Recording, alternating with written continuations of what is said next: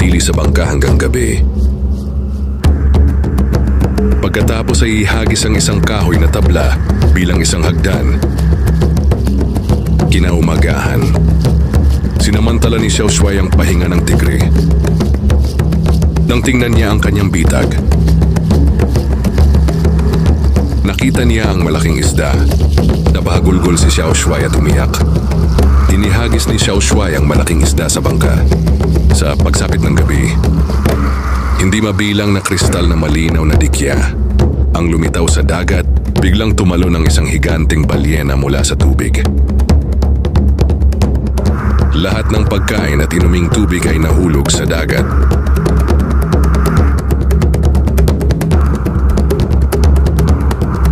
Darating ang mga grupo ng lumilipad na isda.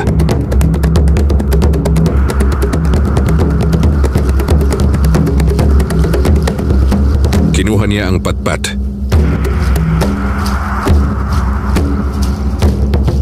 Kinuha ang niya malaking isda.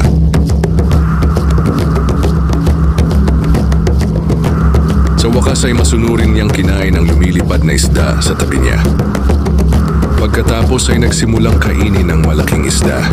Ngunit sa parehong oras, napagtanto din niya ang isang problema.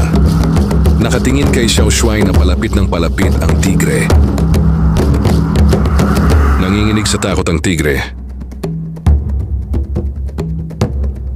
Naghagis si Xiao Shuai ng isa pang piraso ng isda. Yung tigre ay matagumpay na pinaamo ni Xiao Shuai.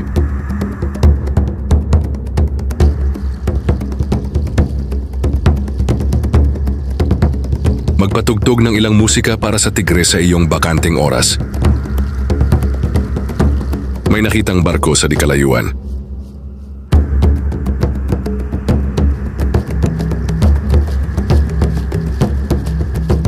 Sa oras na ito, malaki ang pagbabago ng panahon.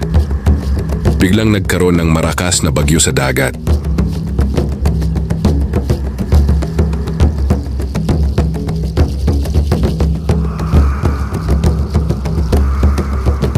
Kasama ang mas malalaking alon.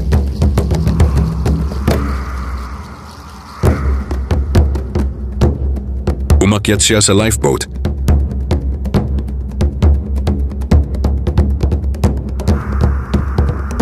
Sa wakas ay naghintay sila hanggang sa huminahon ang panahon.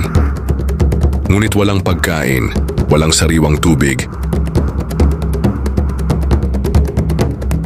Ang naghihintay sa kanila ay